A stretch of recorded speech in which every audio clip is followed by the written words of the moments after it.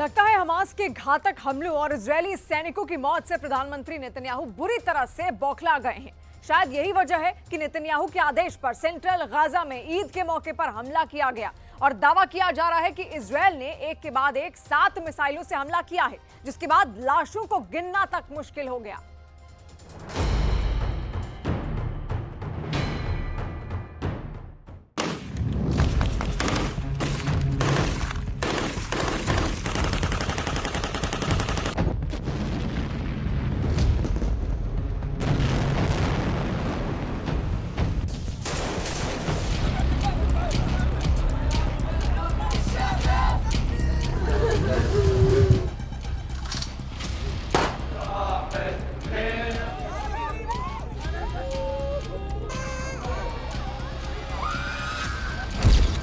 ईद पर नेतन्याहू का बारूदी बदला।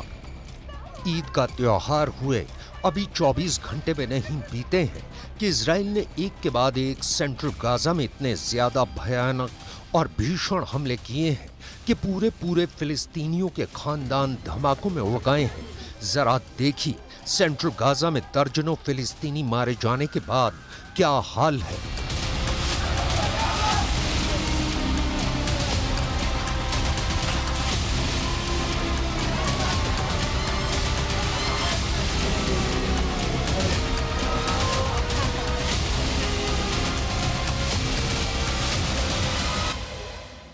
रिपोर्ट्स के दावों के मुताबिक इजरायली सेना ने ठीक ईद के दिन सेंट्रल गाजा में 2 जगह पर हमले किए हैं। हम आपको एनिमेशन से समझाने की कोशिश कर रहे हैं कि इजरायली हमले में इतने ज्यादा फिलिस्तीनी कैसे मारे गए हैं।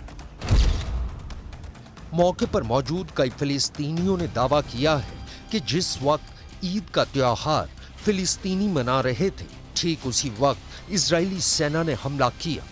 जानकारी के मुताबिक इजरायली सेना का ये हवाई हमला सेंट्रल गाजा के नुसैरत में हुआ है। ऐसा दावा किया गया है कि कई हमास लड़ाके नुसैरत में अपने घरों में ईद मनाने आए थे, जिसकी खुफिया जानकारी इजराइल की मोसाद को लग गई थी, जिसके बाद अचानक इजराइल ने बमों से हवाई हमला किया, जिसकी चपेट में आए दर्जनों फिलिस्तीनियों की मौत मौके पर ही हो गई। हैरानी की बात तो ये है कि इसमें वो बेकसूर फिलिस्तीनी मारे गए जो ईद मना रहे थे। इजराइल के इस हमले में एक ही परिवार के कई लोग मारे गए हैं।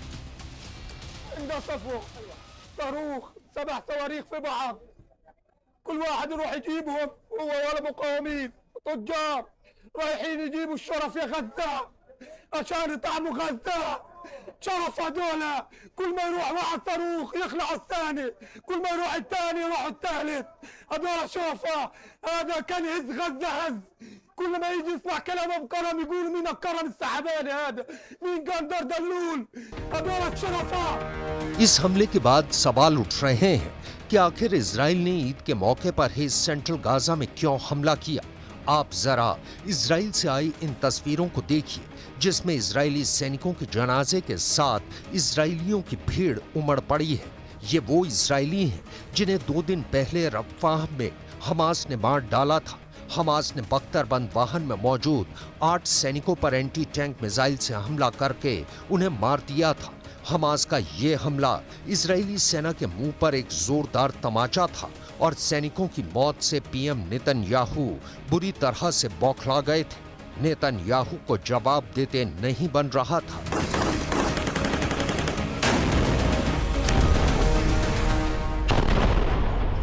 Despite the heavy and staggering cost, we must stick to the goals of the war: the destruction of Hamas's military and governmental capabilities, the return of all our hostages, ensuring that Gaza no longer poses a threat to Israel.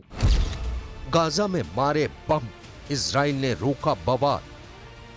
अब हम आपको एक साथ 2 तस्वीरें दिखाते हैं और समझाते हैं कि क्यों नेतन्याहू ने ईद के मौके पर सेंट्रल गाजा में बेहद बड़ा खूनी हमला क्यों करवाया है। पहली तस्वीर में आप देख सकते हैं इजराइल के 8 सैनिकों की मौत के बाद से 2 दिन में इजराइल ने जमकर बवाल शुरू हो गया था। इजरायली सड़क पर निकल पड़े और नेतन्याहू की सरकार पर जमकर गुस्सा निकालने लगे। हालात ये हो गए कि इजरायली पुलिस और सुरक्षा बलों को 2 दिन में इजराइल में बवाल रोकने में एड़ी चोटी का जोर लगाना पड़ रहा है। अब आप दूसरी तस्वीर देखिए, इजराइल ने अपने देश में बवाल रोकने के लिए कैसे सेंट्रल गाजा में नुसरत में हवाई हमला किया, जिसमें दर्जनों फिलिस्तीनी मारे गए हैं।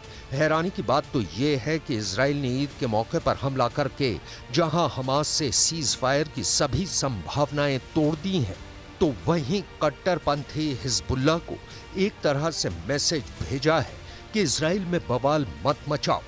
नेतन्याहू गाजा में इजरायली सैनिकों की मौत का बदला ले रहे हैं, यानी गाजा में इजरायली सेना ने बम मार मार कर इजराइल में मचे बवाल को कंट्रोल करना शुरू कर दिया। לנו ברור שאנחנו צריכים להכריע את חטיבת רפיח. אני חושב שהמשימה הזאת מתקדמת באופן נחוש, מקצועי לצערי, גם לצד המחיר הכבד ששילמנו היום. ההישגים ברפיח של אוגדה 162, פיקוד הדרום, הישגים משמעותיים מאוד, וכן, אנחנו מתקרבים לפירוק חטיבת רפיח. हमास के खानदान को 2000 किलोग्राम के बम से उड़ाया। अब आप ये भी जान लीजिए, सेंट्रल गाजा, दक्षिणी गाजा और रफ़ा में हुए हमलों में इतने ज्यादा फिलिस्तीनी क्यों और कैसे मारे गए हैं। रिपोर्ट के दावों के मुताबिक इजराइल के हमले में अब तक 38,000 से ज्यादा फिलिस्तीनी मारे जा चुके हैं, जबकि 87,000 फिलिस्तीनी घायल हो चुके हैं। इजराइल के एक हमले में तो 60 से ज्यादा फिलिस्तीनी मारे गए थे, जो एक ही खानदान के थे, जबकि दिसंबर 2023 में इजराइल के एक हमले में 173 फिलिस्तीनी मारे गए थे, जो आपस में रिश्तेदार थे। شوف راحوا يجيبوا لقمة عيشهم للغزة للتجارة، تجار ما لهم في أول ولا لهم في آخر، خبطوهم بالصواريخ. فيش أمان، فيش أمان، فيش عهد، فيش أمان، بعهدوا الله بخونوا. ناس أبرياء، ناس أبرياء، ناس شرفاء، ما فيش لهم حاجة. راح يجيبوا تجار، يا الله قتلوا التجار، قتلوا الناس، قتلوا الأطفال، قتلوا النسوان، بهدلونا. يا ربي أنا بقول بس حسبنا الله ونعم الوكيل أكتر. इजराइल को अच्छी तरह से पता है कि जब तक हमास फिलिस्तीनियों के बीच छिपा है, तब तक उसका पूरी तरह से खात्मा नहीं हो सकता है। यही वजह है कि हमास लगातार इजरायली सेना के खिलाफ गुरिल्ला वॉर कर रहा है। हालांकि इजरायली दावों के मुताबिक हमला करने के दौरान और इजरायली सेना से जंग के दौरान अब तक 15,000 से ज्यादा हमास लड़ाके मारे जा चुके हैं। लेकिन ये भी सच है कि हमास ने पिछले 45 दिनों में इजरायली सेना पर तीखे और भीषण हमले किए हैं। इजराइल के मरकावा टैंक हमास ने उड़ा दिए हैं। यहाँ तक कि छिपकर किए गए हमास के हमलों में इजराइल की नाहल ब्रिगेड के कई कमांडो और कमांडर तक मारे जा चुके हैं। 500 घंटे पहले तक इजरायली सेना गाजा में भीषण हमले कर रही थी, जिन्हें देखकर साफ कहा जा सकता था कि हमास का खात्मा कुछ ही हफ्तों में हो जाएगा। सेंट्रल गाजा के नुसैरात इलाके में इजरायली फोर्सेस के ऑपरेशन को अब तक का सबसे खूनी हमला माना बताया गया था। 300 घंटे पहले इस ऑपरेशन के दावों के मुताबिक नुसैरात इलाके में इजरायली हमले में दर्जनों हमास लड़ाके मारे गए हैं। नुसैरात के इस इलाके में हुए ऑपरेशन में इजराइल ने 4 बंधकों को छुड़ा लिया था, लेकिन इस हमले में हमास के साथ साथ बहुत बड़ी संख्या में फिलिस्तीनी भी मारे गए थे। इजराइल के हमले में 280 से ज्यादा फिलिस्तीनी जहां मारे गए थे, तो वहीं 400 के करीब फिलिस्तीनी बुरी तरह से घायल हुए। हमास के खिलाफ इस ऑपरेशन में इजराइल की स्पेशल फोर्स का एक कमांडर भी मारा गया था। चश्मदीदों के मुताबिक इजराइल के हमले के बाद फिलिस्तीनी पुरुष, महिलाओं और बच्चों के शत विक्षित शव मार्केट और मस्जिद के आसपास बिखरे पड़े थे। इजरायली सेना के दावों के मुताबिक हमास ने इजरायली बंधकों को 2 अलग अलग अपार्टमेंट ब्लॉक में रखा था, जिन्हें छुड़ाने के लिए इजरायली सेना ने जमीन और आसमान से हमले किए। أنا طخوني طلق في كتفي، هات كتف بلاتين، طلق في بطني، دخل من نام طلع من ورا، طلع من ظهري، وأخوي الصغير عمره 12 سنة، صف سادس، معلوش إيش الولد، طخوا في بطنه، طخوا.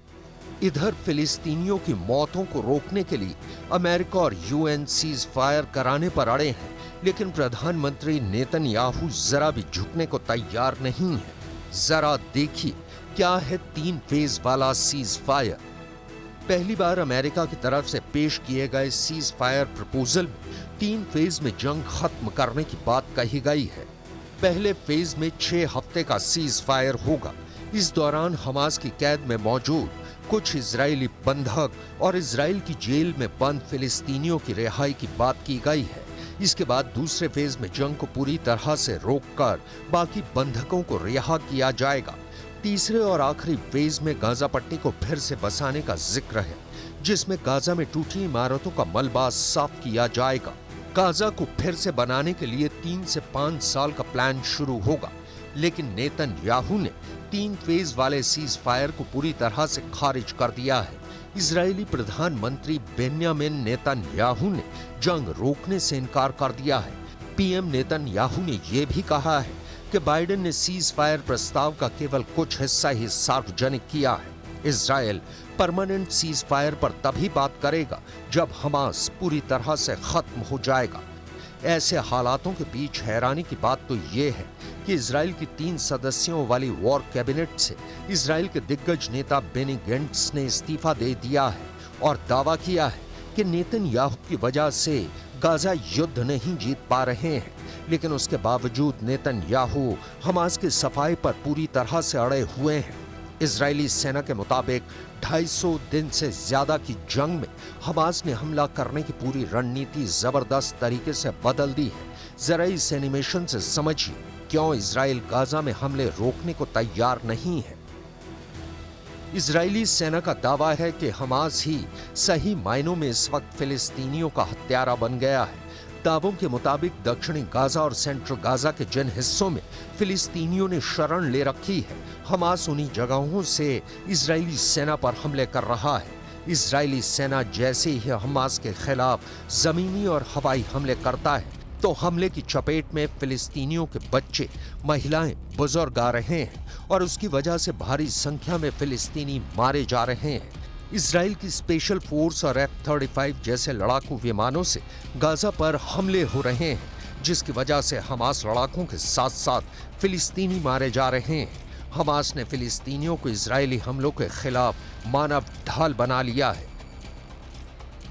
अब इजराइल दोहरी चुनौती में फंस चुका है। एक तरफ उसकी सेना पर हमास के सफाए का भारी दबाव है, तो वहीं दूसरी तरफ इजरायली सैनिकों की मौत ना हो, इसको लेकर सरकार के अंदर और बाहर जबरदस्त प्रेशर है। ऐसे हालात में इजराइल हमास के साथ साथ फिलिस्तीनियों की हो रही मौतों की जरा भी परवाह नहीं कर रहा है और वो अब किसी भी कीमत पर गाजा जंग जीतना चाहता है।